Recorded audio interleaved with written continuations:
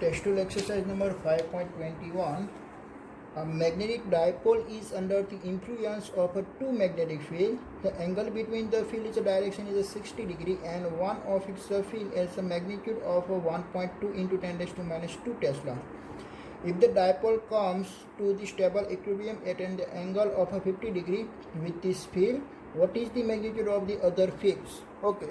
तो एक को आपको मैग्नेटिक फील्ड का इसका मैग्नीट्यूड दे रखा है, पहले तो उसके आप उसके आप फिगर समझिए कि आपको क्या दे रखा है। 5.21 इसमें आपको दो फील्ड के बीच का आपको एंगल दे रखा था कि भाई एक आपकी फील्ड ऐसे थी और देन आफ्टर एक दूसरी फील्ड आपकी ऐसे है। This is a B1 and this is a B2 और उसके बीच का टोटल एंगल आपको दे रखा है 60 डिग्री। ओके, देन आफ्टर आप क्या करते हो कि भाई इन दोनों मैग्नेटिक फील्ड का इफेक्ट से आप यहाँ पे एक मैग्नेटिक डायपोल मोमेंटम मीन्स क्या आप एक बार मैग्नेट को आप प्रूव करते हो, तो बार मैग्नेट क्या हो जाएगा, स्टेबल हो जाएगा। ठीक है, ओके, तो आपका बार मैग्नेट यहाँ पे ऐसे स्टेबल हो गया कि भाई उसकी बीच का जो एंगल मिल रहा है दिस इज़ अ 50 डिग्री और ए एंगल आपका मिलेगा 45 डिग्री मिलेगा। ठीक है, ये आपका डायपोल किस में होती है, एक बार मैग्नेट में ही होती है। ओके, तो उसका मीनिंग क्या हुआ कि भाई उसके कारण उस पर टॉर्क लगेगा और उसके कारण उस पर टॉर्क लगेगा और दोनों टॉर्क की वैल्यू क्या हो गई, यहाँ पे एक स्टेबल हो गई, देन पर वो एक स्टेशनरी पोजीशन पे आ गया, तो दोनों टॉर्क की मीन्स के टॉर्क की वैल्यू क्या हो जाती है, सेम। तो मैग्नेटिक डायपोल मोमेंटम के हिसाब से जो टॉर्क की वैल्यू फाइंड आउट होगी वो tau is equal to M B sine theta आएगी। तो मैं यहाँ पे क्या लिख सकता हूँ, MB1 sine theta 1 is equal to MB2 sine theta 2। Okay, then after यहाँ पे mm is a cancel, so that B2 is equals to B1 sin theta 1 upon sin theta 2 आएगा। ठीक है, ओके, then after हमको क्या करना है कि भाई B1 मीन्स के जो आपको एक मैग्नेटिक फील्ड आपको दे रखी है, B1 is equals to 1.2 into 10 raised to minus 2 tesla. Then आपका उसके बीच का एंगल भी आपको दे रखा था theta is equal to 60 degree. Okay, तो यहाँ पे मैं क्या लिख दिया, थीटा 1 इज इक्वल टू आपका क्या मिलने वाला है कि भाई थीटा 1 इज इक्वल टू आप 50 डिग्री पुट कीजिए और थीटा 2 इज इक्वल टू आप 45 डिग्री पुट कीजिए। ठीक है, ओके, ये है आपका थीटा 2 एंगल। तो यहाँ पे B1 की वैल्यू आप पुट कीजिए 1.2 into 10 raise to minus 2 tesla into sine 50 degree upon sine 45 degree. तो साइन 45 डिग्री की वैल्यू हमको मालूम होती है 1/√2 और साइन 50 डिग्री की वैल्यू आप वहाँ पे एक साइन टेबल में से आप देख सकते हो। ठीक है, ओके, तो यहाँ पे आपका मैग्नेटिक फील्ड B2 आपका फाइंड आउट होगा, B2 is equal to 4.39 into 10 raise to minus 3 tesla find out होगा।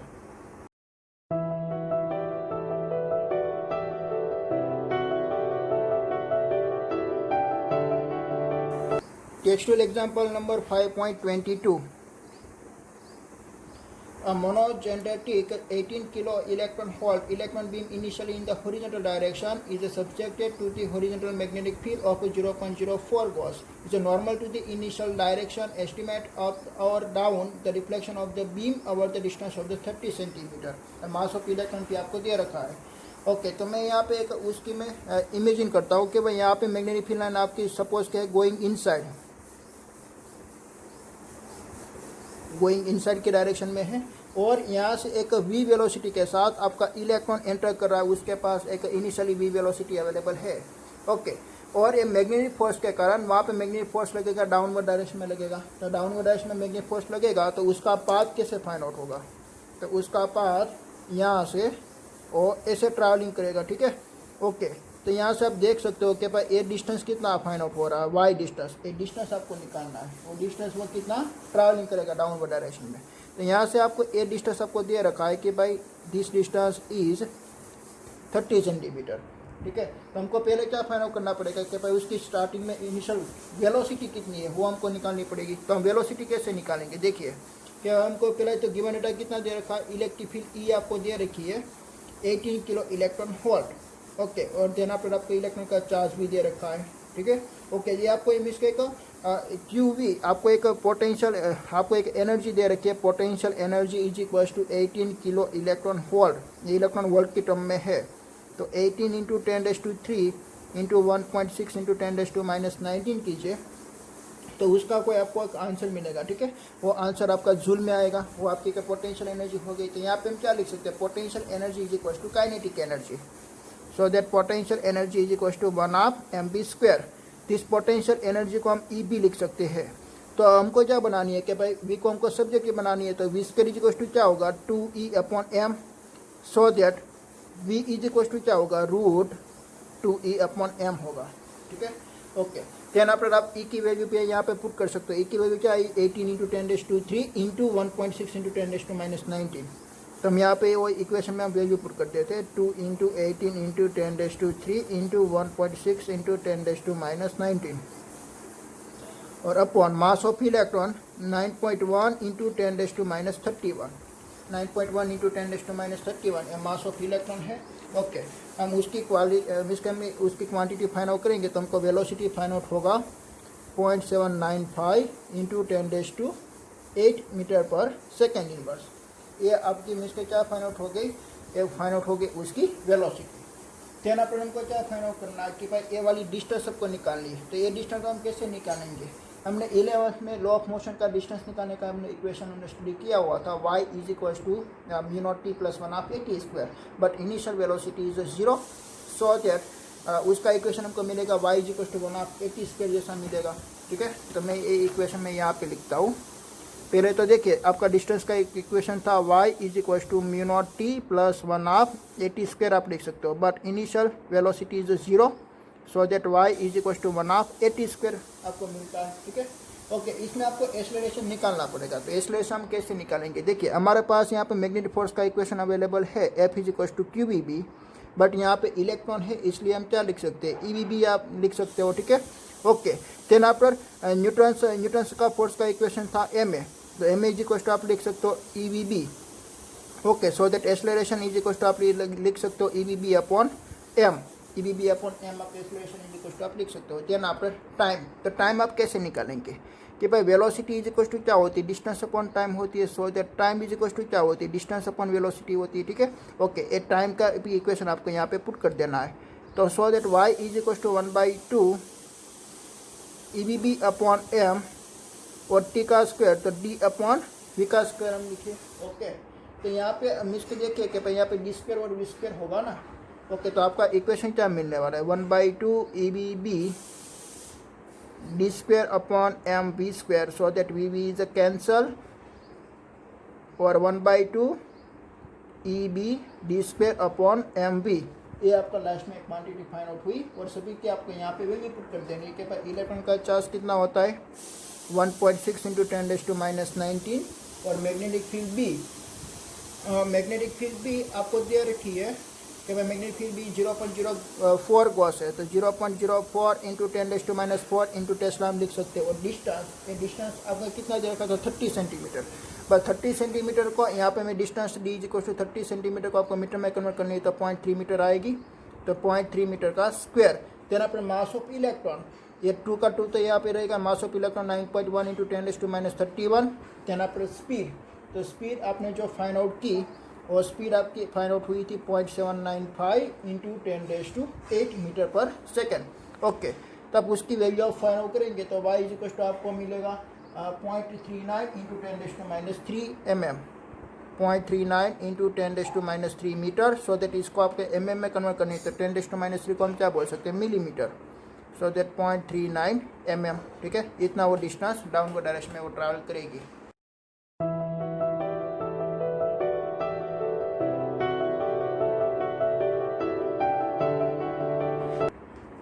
Textual example number 5.23. A sample of a paramagnetic salt is containing 2 × 10⁻24 atomic dipole। ये आपका नंबर ऑफ एटॉमिक डायपोल आपको दे रखा है, तो n इज इक्वल टू आपको दे रखा है 2 × 10⁻24 एंड डायपोल मोमेंट आपको दे रखी है m is equal to 1.5 × 10⁻23। m is equal to 1.5 × 10⁻23. The sample is placed under a homogeneous magnetic field of 0.64 Tesla and cooled to temperature of 4.2 Kelvin. The degree of magnetic saturation achieved is equals to 50%. What is the total dipole moment of the sample for a magnetic field of 0.98 Tesla and temperature of 2.8 Kelvin? Okay, कि भाई आपने temperature पहले 4.2 kelvin था और then आपका temperature 2.8 kelvin हो गया, so that temperature is down. तो टेम्परेचर डाउन होगा तो मैग्नेटाइजेशन ऑब्वियसली इंक्रीज होने वाला है, ठीक है। तो पहले तो हम टोटल मैग्नेटिक मोमेंटम हम निकाल देते हैं। तो total magnetic moment M total is equal to N cross M. तो N is equal to 2 into 10⁻24 और M is equal to 1.5 into -10⁻23। So that total is 30 joule per tesla inverse. ये आपको total magnetic dipole moment मिल गया। और magnitude saturation is 50%। तो इसमें से आपको 50% उसका सैचुरेशन हो रहा है। तो M1 इज इक्वल टू हम क्या लिख सकते हैं, 30 into 15/100, 15%। So that 4.5 joule per Tesla. ये उसका मैग्नेटिक सैचुरेशन हो गया, ठीक है। उसके मैग्नेटिक डायपोल मोमेंटम आपको मिल गई। देन आपका क्यूरीज लॉ। तो क्यूरीज लॉ हमको मालूम होती है कि भाई क्यूरीज लॉ क्या होती है कि magnetisation is directly proportional to B upon inversely proportional to temperature. So that उसकी रिस्पेक्ट में हम M1 की M2 की वैल्यू हम फाइंड आउट करें तो M2 इज इक्वल टू हम क्या लिख सकते हैं, B2/T2 और M1 इज इक्वल टू हम क्या लिख सकते हैं, B1/T1 हम लिख सकते हैं, ठीक है। ओके, बट हमको क्या करना है कि भाई उसका रेशियो निकालना है, तब भी हमको उसकी इसके मैग्नेटाइजेशन आपको सेकेंड का फाइंड आउट होगा। तो M2/M1 हम कर दे तो B2/T2 एंड T1/B1 उसका इन्वर्स लिख देना, ठीक है। ओके, तो B2 की वैल्यू आपको दे रखी है और B1 की भी वैल्यू आपको दे रखी है। तो मैं ऐसे भी लिख सकता हूँ, B2/B1 is equal two into T1/T2, ऐसे भी आप लिख सकते हो। तो B2 की वैल्यू आपको दे रखी है 0.98 अपॉन B1 की वैल्यू की भी वैल्यू आपको दे रखी है 0.64 आपको दे रखी है, ठीक है। तो 0.64 देन अपने टेम्परेचर T1, तो T1 का टेम्परेचर 4.2 है और T2 का टेम्परेचर है 2.2 केल्विन। और यहाँ पे M2, तो M1 कहाँ पे चला जाएगा, यहाँ पे। तो M1 आपका 50% के बाद कितना हुआ है, 50% के बाद 4.5, तो 4.5 जूल पर टेस्ला। ओके, तो इसकी आप वैल्यू निकालिए। तो M2 इज इक्वल टू आपको 4.5 से ज़्यादा मिलना चाहिए। तो यहाँ पे मिल रहा है 10.336 जूल पर टेस्ला। तो ये आपका आ गया answer.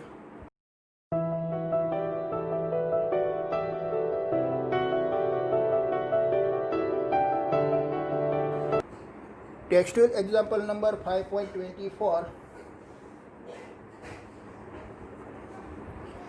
A Roland ring of mean radius is a 50 centimeter. 15 centimeter has the 3,500 tons of wire wound on a ferromagnetic core of relative permeability. Relative permeability आपको दिया रखी है 800.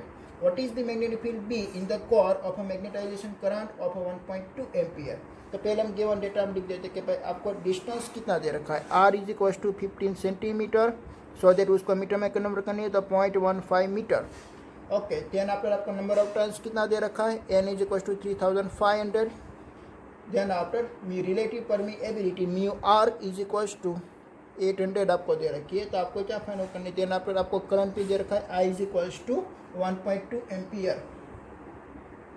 तो आपको फाइंड आउट करना है B की वैल्यू। तो यहाँ पे रिलेटिव परमीएबिलिटी आपको दे रखी है।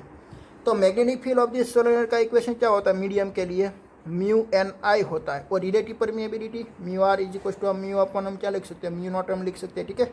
Okay, so that mu is equal to हम क्या लिख सकते हैं, μR into μ0। So that B is equal to हम म्यू के बदले हम क्या लिख देंगे, μR into μ0 NI। Okay, relative permeability of medium is 800। तो हम यहाँ पे 800 हम पुट कर देते। देन अपन μ0 की वैल्यू भी हम लिख देते हैं 4 पाई इंटू 10⁻⁷। और नंबर ऑफ टर्न्स, तो नंबर ऑफ टर्न्स यहाँ पे आपको दे रखा है 3500। ये आपको टोरॉइड दे रखा है ना। ओके, एक रिंग दे रखी है, मिस के टोरॉइड ही हुआ, एक रिंग मिस के। ओके, देन आफ्टर और उसका करंट भी आपको दे रखा है 1.2। तो टोरॉइड के लिए उसकी लेंथ क्या होती है, उसका सरकमफेरेंस होता है तो 2 पाई और into R, this radius is 0.15। तो 0.15 में लिख देता हूँ, ठीक है। ये मिस का एक वन टाइप का एक टोरॉइड बन गया। तो टोरॉइड का मैग्नेटिक फील्ड का इक्वेशन होता है B is equal to μ0 NI and N is equal to number of turns per unit circumference, ठीक है। ओके, और उसके आप वैल्यू फाइंड आउट करोगे तो 4.48 टेस्ला फाइंड आउट होगी। Okay,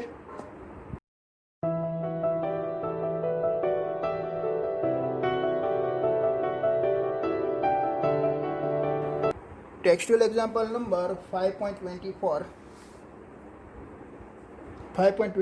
sorry. The magnetic momentum of vectors, the μs and mu L. Mu S क्या होती है, इंस्टेंटेनियस स्पिन एंगुलर मोमेंटम है, और म्यू एल है orbital angular momentum. is the respectively of an electron are the predicated by the quantum theory and verified experimentally to high the accuracy to be the given by the spin angular momentum mu s is equals to minus e upon m, and then after angular momentum is e upon 2m। वो हमको find out करनी है which of this relation is accordance with the results the expert the classify and outline the deviations of the classical result. Okay, तो हम पहले हम angular momentum हम निकालना चाहते हैं, एंगुलर मोमेंटम। तो हम एंगुलर मोमेंटम कैसे निकालेंगे, देखिए एंगुलर मोमेंटम की basic equation L is equal to r into p होती है, और आर इज इक्वल टू और पी इज इक्वल टू हम जानते हैं एम भी होते हैं। This is a linear momentum, so that angular momentum L is equal to उसका इक्वेशन मिलेगा आपको एम बी आर मिलेगा, ठीक है। ओके, ध्यान आपको एंगुलर मोमेंटम निकालनी है, एंगुलर मोमेंटम। तो एंगुलर मोमेंटम की इक्वेशन क्या होती है, एन आई ए होती है ना, बट नंबर ऑफ टर्न से हम यहाँ पे क्या कंसिडर करने वाला, एन इज इक्वल टू 1 एक ऑर्बिटल के लिए। तो mu L is equal to आपका इक्वेशन क्या मिलेगा, आई ए मिलेगा। ओके, देन आप हम करंट की वैल्यू हम फाइंड आउट कर लेते हैं। करंट की वैल्यू आप कैसे फाइंड आउट करते हैं, देखिए ऐसा आपका स्ट्रक्चर होता है, एक सेंटर में एक न्यूक्लियस होती है और यहाँ पे इलेक्ट्रॉन आपका रिवॉल्यूशन कर रही है, ठीक है। ओके, तो current I is equal to basic हमारा इक्वेशन क्या होता है, I is equal to Q upon T. Q upon T एक टाइम पीरियड आपको निकालनी है, तो आप टाइम पीरियड टी आप कैसे निकालेंगे। ओके, तो टाइम पीरियड टी निकालने के लिए कि भाई आपका टी एम मीन्स के टी उसका डिस्टेंस कितना, आप वेलोसिटी से उसका निकाल सकते हैं, v is equal to distance upon time T. So the distance T is equal to time T is equal to distance upon velocity, distance कितना है 2 पाई आर, तो 2 पाई आर अपॉन हम वी लिख सकते हैं, ठीक है। तो आपका करंट का इक्वेशन क्या मिलेगा, I is equal to Q upon T, और टी की हम वैल्यू पुट करते हैं 2 pi R into V, but यहाँ पे चार्ज आपका कौन सा इलेक्ट्रॉन है, so that I is equal to हम क्या लिख सकते हैं, E V upon 2 pi R हम लिख सकते हैं ना। ओके, देन आप एरिया इसका किसका फाइंड आउट होगा, भाई यहाँ पे डिस्टेंस आर मीन्स के रेडियस आपको दे रखी है, तो एरिया कितना आएगा, पाई आर स्क्वायर आएगा। ओके, तो सभी की वैल्यू अभी आपको पुट कर देनी है। करंट की वैल्यू क्या आपको मिली, E B upon 2 pi R, और एरिया आपको क्या मिला, पाई आर स्क्वायर आपको एरिया मिला, ठीक है। ओके, और उसके आप वैल्यू फाइंड आउट करेंगे म्यू एल। तो म्यू एल आपको मिलेगा यहाँ पे देखिए pi pi is cancel, then after R R is also cancel, तो यहाँ पे क्या बचने वाला है ई वी आर, तो ई वी आर अपॉन आपको मिला 2। ओके, देन आफ्टर आपको क्या करनी है कि भाई ये जो आपका एंगुलर मोमेंटम है, वो एंगुलर मोमेंटम से उसको एंगुलर कौन सा एंगुलर मैग्नेटिक मोमेंटम है, this is angular momentum, angular magnetic momentum, then after this is angular momentum. तो एंगुलर मोमेंटम से आपको डिवाइडेड करना है, तो म्यू एल अपॉन एल आप कीजिए, तो ई वी आर अपॉन 2, और यहाँ पे आएगा एम बी आर, तो v r is cancel, so that mu L L is equal to क्या फाइंड आउट हुई, ई अपॉन 2m।